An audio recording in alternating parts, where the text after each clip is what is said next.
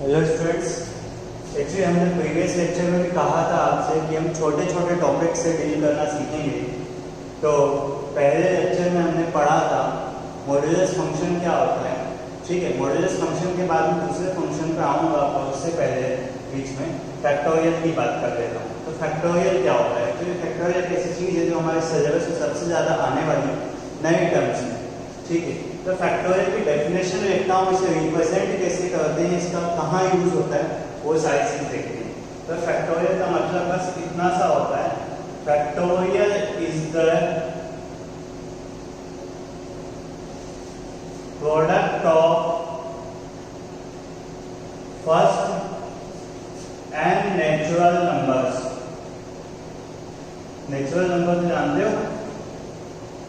हाँ, first N natural number का product factorial कहलाता है।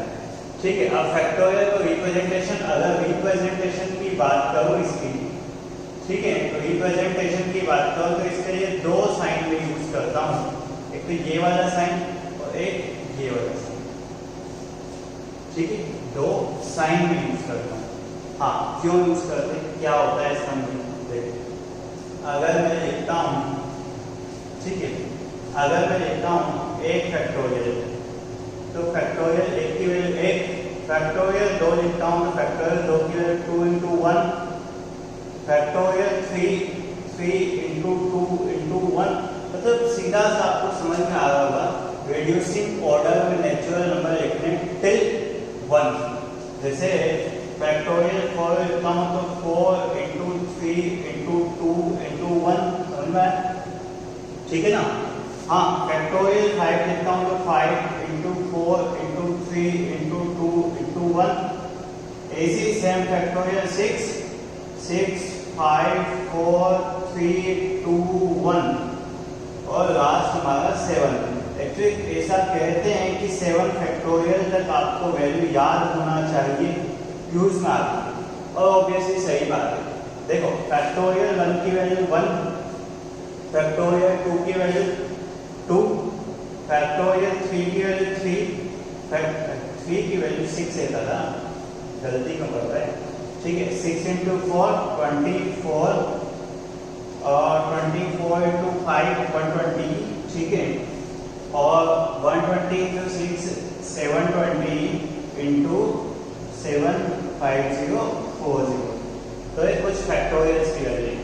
अब देखो, सीधा सा अगर बात कहूँ कि मैंने फैक्टोरियल क्या लिखा है, अगर फैक्टोरियल n आ जाता है तो उसे मैं लिखूंगा मतलब n नेचुरल नंबर्स का प्रोडक्ट टिल 1 तक। तो देखो, n जो भी नंबर है उसमें से एक एक नंबर कम करता जाऊंगा, कब तक? जब तक कि मेरे पास फाइनल में 3 2 1 नहीं आ जाए। ठीक है, डिफरेंट नंबर क्या नंबर आता है, क्या नंबर नहीं आता है। ठीक है, अब इसकी बात करते हैं। हाँ, यहाँ पे कोई डाउट, अगर छोटा सा भी कोई डाउट है तो पूछो। ये चीज फैक्टोरियल होती है। ठीक है, कुछ अच्छी चीजें कि फैक्टोरियल का कहाँ यूज होता है, क्या चीजें होती है। ठीक है, तो देखो मैं बताता हूँ, छोटे छोटे क्वेश्चन लिखता हूँ, छोटे छोटे क्वेश्चन। फैक्टोरियल की वजह से बहुत सारी एप्लीकेशन है, बहुत वास्ट टॉपिक है, तो पर फिर भी हम छोटी छोटी चीज़ों के बारे में बात करते हैं। छोटी छोटी चीज़ें जैसे दो पर्सन बैठे हुए, एक तो राम है और एक श्याम है। ठीक है, 2 से 3 आएंगे, 3 से 4 आएंगे, 4 से 5 आएंगे, खूब सारे आएंगे, डिवाइड किएंगे। तो इन राम और श्याम को अरेंज करने के तरीके लीनियर वे में, ठीक है ना, एक लाइन में अरेंज करने के तरीके क्या हो सकते हैं? या तो आगे राम बैठ जाए, पीछे श्याम बैठ जाए, या फिर आगे श्याम बैठ जाए, पीछे राम बैठ जाए। यही हो सकते हैं ना। तो देखो, दो लोगों को अरेंज करने के तरीके को हम ऐसा लिख सकते हैं, factorial 2 is equal to 2 into 1 is equal to 2। यहाँ पे कोई समस्या? अगर 2 की जगह 3 आ जाए, 3 को मैं नाम देता हूँ A, B और C, कुछ भी नाम हो सकता है। चलो थोड़ा अच्छा नाम, राम श्याम घनश्याम हो सकता है।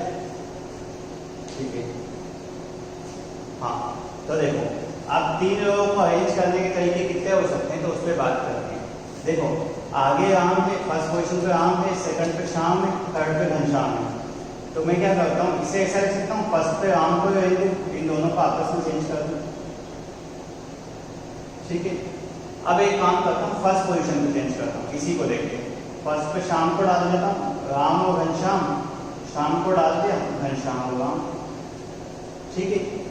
अब आगे जी को डाल दिया, एस और आर, जी आर एस, यहाँ पे कोई दिक्कत, टोटल कितने तरीके हुए, 6 6 हुए ना, 2 4 2 6। तो देखो क्या 6 को मैं ऐसे लिख सकता हूँ, फैक्टोरियल 3। तो ये total number of ways to arrange बताता है। फैक्टोरियल क्या बताता है, total number of ways to arrange, मतलब कुछ अगर डिफरेंट ऑब्जेक्ट्स या डिफरेंट पर्सन्स लिए हुए हैं, जैसे पर्सन्स डिफरेंट ही होते हैं, ध्यान रखना 2 पर्सन एक जैसे नहीं होते क्या। अरे ऐसा कुछ कह रहे हो ट्विंस एक जैसे होते तो गलत फहमी है, ट्विंस में बहुत कुछ डिफरेंट होता है, ठीक है। 2 पर्सन्स कभी एक जैसे नहीं होते। तो देखो मैं बस इतना कहूँगा कि अगर 3 डिफरेंट ऑब्जेक्ट्स को या पर्सन्स को अरेंज करना है तो उसके लिए हम फैक्टोरियल यूज करेंगे। ऐसे ही 4 की बात करेंगे, 5 की बात करेंगे, तो 4 का आंसर ये होगा, 5 का आंसर ये होगा, ठीक है। देखो इसके सामने में लिखा है, मुझे खुद को कंफ्यूजन हो रहा है 4 का आंसर कैसे होगा, ठीक है। हाँ, यहाँ पे कोई दिक्कत समस्या, ठीक है। फैक्टोरियल के बारे में कुछ और अच्छी चीज़ें बताता हूँ, ठीक है। फैक्टोरियल के बारे में कुछ और अच्छी चीज़ें बताता हूँ, क्या होता है, कैसे करते हैं, इसके बारे में। तो फैक्टोरियल से नेक्स्ट टॉपिक मैं स्टार्ट करता हूँ। नेक्स्ट टॉपिक क्या है, फैक्टोरियल का एक पार्ट है, एप्लीकेशंस पे ही बात कर रहे हैं। तो एक चीज़ क्या मैं लिख सकता हूँ, मैं पूछना चाहूँगा बस इतना सा कि factorial 6 is equal to 6 into 5 factorial. देखो इसकी वैल्यू है 6 into 5 into 4 into 3 into 2 into 1। इसकी वैल्यू है 6 तो बाहर आ गया, 5 4 3 2 1 सारे नंबर्स प्रोडक्ट में और 6 साथ में मल्टीप्लाई सेम चीज आ गई। तो क्या ऐसा लिख सकता हूँ, factorial 6 upon factorial 5 is equal to 6। देखो थोड़ा सा ध्यान से देखो, इसे क्या लिख सकता हूँ, फैक्टोरियल n माइनस 1 और फैक्टोरियल n, यहाँ पे कोई दिक्कत, ठीक है। इस चीज को लिख सकते हैं, कोई समस्या नहीं है, ब्रैकेट को बंद कर देते हैं। चलो वो अच्छे से नहीं, फैक्टोरियल n, हाँ n आएगा। और अच्छे से अगर कहना चाहूँ तो ऐसा कह सकता हूँ, कोई समस्या मेरे हिसाब से नहीं होनी चाहिए, ये ऑब्वियसली इसे इधर लड़ जाएगी और उसे इधर लड़ जाएगी। अब देखो n की वैल्यू 1 पुट करता हूँ, तो factorial 1 upon 1 is equal to factorial 1 minus 1 और factorial 0 is equal to 1 by 1 तो 1 आंसर। तो यहाँ से मैं कह सकता हूँ कि फैक्टोरियल 0 की जो वैल्यू होती है वो 1 होती है,